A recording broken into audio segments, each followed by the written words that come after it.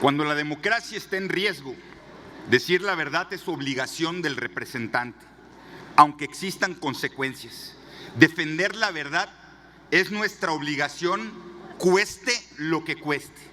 Respetamos a todos los grupos parlamentarios, pero no decir la verdad por falsa prudencia política sería cobardía complaciente ante un país que exige definiciones. Porque en política hay silencios prudentes y silencios que terminan siendo complicidades. Nosotros no regalaremos silencios y defenderemos nuestra democracia. Democracia que no pertenece a la simulada superioridad moral, sino que se construye con diálogo constante, con pluralidad y con la capacidad de reconocer en el otro argumentos y propuestas legítimas. Lo entendemos bien. Para que exista democracia, tienen que existir demócratas, dispuestos a ganar y perder, pero siempre con reglas justas y sabedores que en el respeto a esas reglas está la estabilidad de la democracia misma.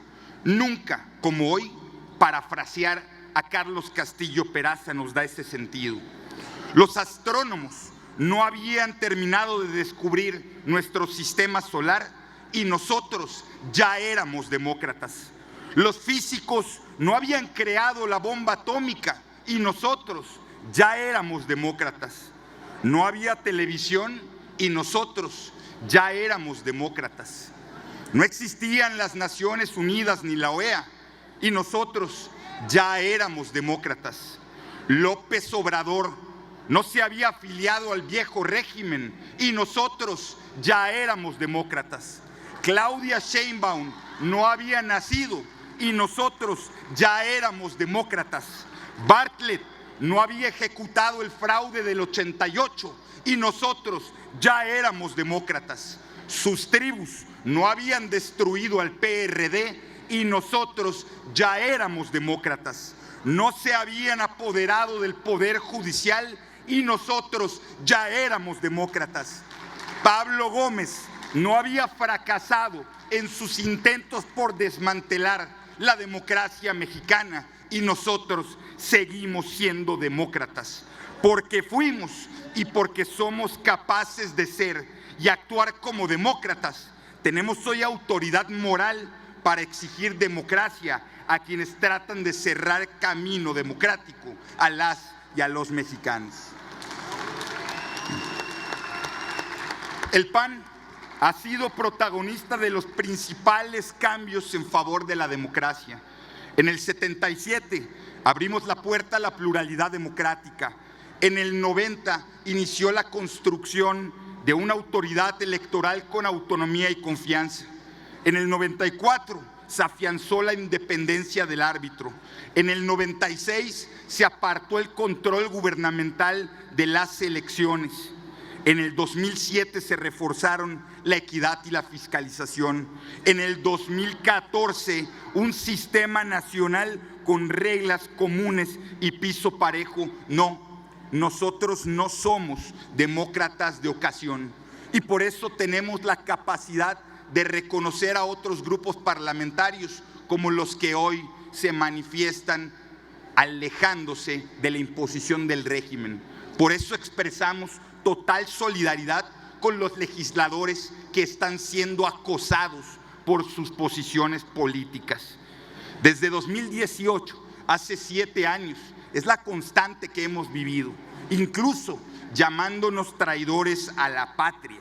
No nos da gusto que los acosen, pero que sirva el precedente para que el Congreso mexicano se defienda a sí mismo. Somos hombres y mujeres libres. Decidieron desde el gobierno y desde el grupo mayoritario no construir consensos. Son ustedes los que dan un paso enorme a su propia destrucción, porque no pueden negar su origen y su destino de tribus. Comienzan atacando y censurando a sus opositores.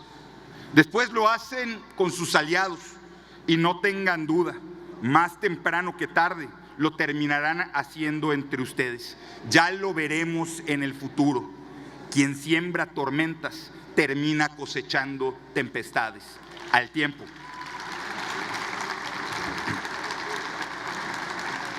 Hoy no habrá reforma electoral constitucional, porque el dictamen falsea la historia con absoluto fanatismo.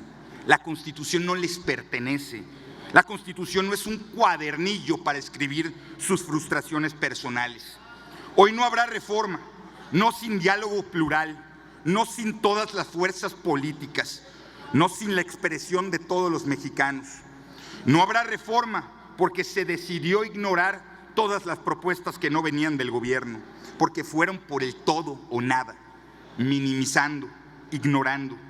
Y claro que hay que cambiar las reglas, pero a favor de la gente y no del poder, a favor de la familia y no de los poderosos, ni del gobierno ni del crimen, que muchas veces terminan siendo los mismos.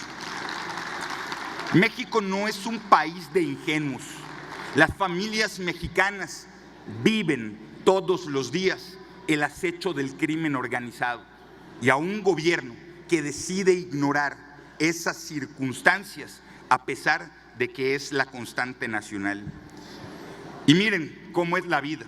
Escogieron la narrativa de denostar la representación proporcional, pero olvidaron que fueron ustedes quienes recientemente utilizaron las pluris como método de premio de consolación en su proceso de elección a la candidatura presidencial.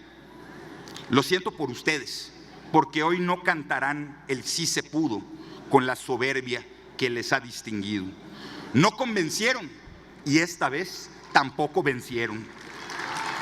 Y la culpa no es solo de ustedes, sino de otros más siniestros que desde una comisión ejecutiva se sintieron los dueños de sus propios votos. Decidieron no tocar la sobrerepresentación y la mayoría artificial. Decidieron no tocar el fraude a la ley, la transferencia de curules y el transfugismo que hoy ni siquiera les da para cumplir el capricho presidencial. Decidieron ignorar el dinero del huachicol fiscal, más de 600,000 millones de pesos ignorados, pero a las luces de todas las familias. 600,000 millones de pesos, que equivale casi a todos los programas sociales, que equivale a 15 veces el presupuesto de un estado como Yucatán.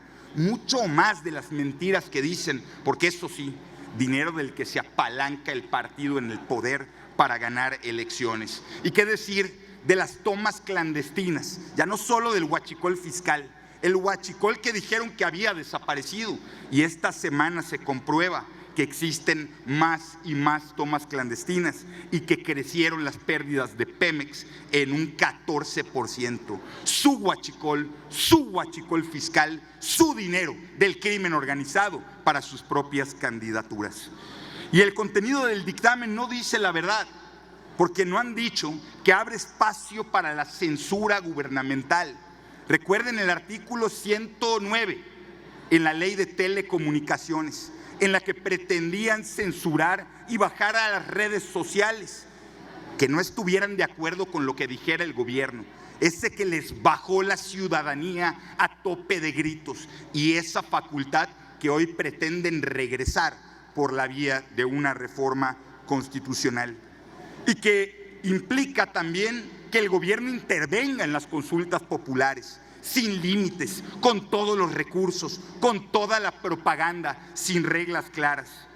Cierto es que el financiamiento a partidos políticos debe replantearse, pero ¿de qué sirve si el financiamiento con dinero sucio continúa en el partido en el poder?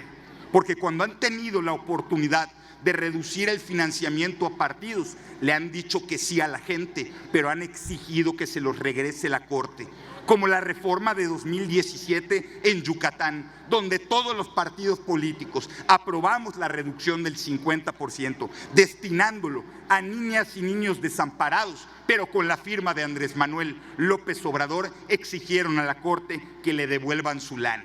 Claro, hoy muchos de ustedes no requieren de ese financiamiento, por algo protegen los 600,000 millones del huachicol fiscal. Esta es una propuesta absolutamente mal hecha.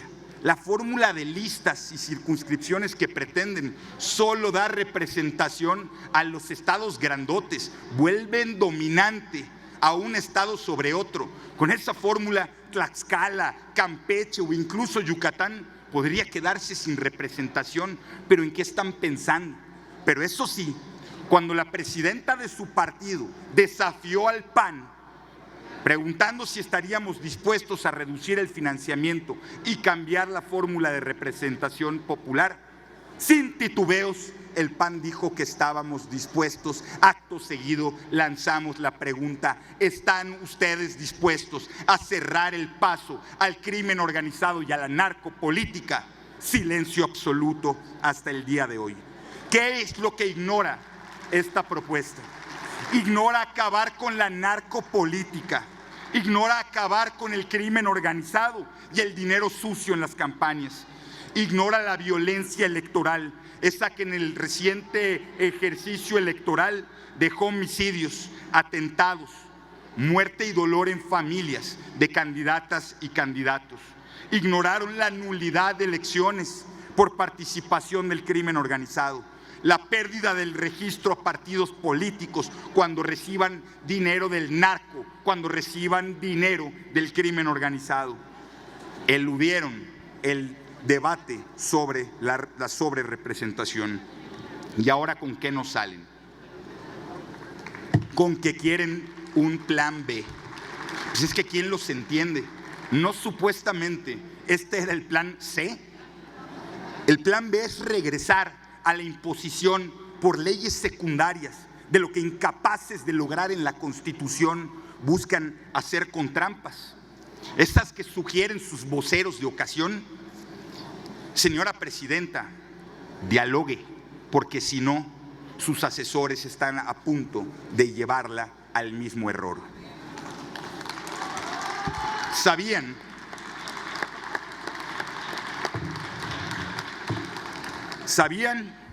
que sí podían construir una reforma, pero prefirieron romper su iniciativa que romper su pacto. Lo decimos sin soberbia, pero con total firmeza. Presidenta, rompa el pacto. Punto final a la complacencia criminal. Punto final a la narcopolítica. Punto final al dinero sucio en las campañas.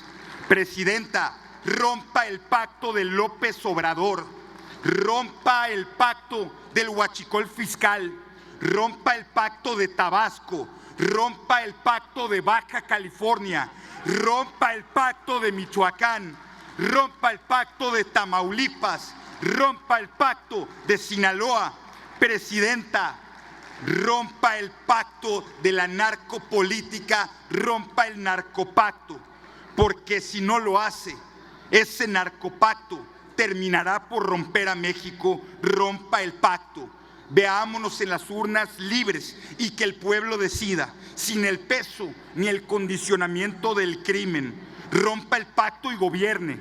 Haga lo que crea que es mejor para el país, para su gobierno, y si quiere, hasta haga lo que crea que es mejor para su partido. Pero no lo olvide, presidenta. Decida lo que decida hacer, rompa el pacto. Porque mientras gobiernen las balas y las drogas, no habrá democracia, no habrá país, no habrá futuro. Porque tenemos patria antes que partido. Y la democracia es de los mexicanos. Y el crimen organizado no puede tener cabida ni cobijo. La democracia no es miedo. La democracia es libertad. Hoy por lo pronto, el Congreso con dignidad le dice no a la simulación. Búsquenos cuando esté lista para romper el pacto.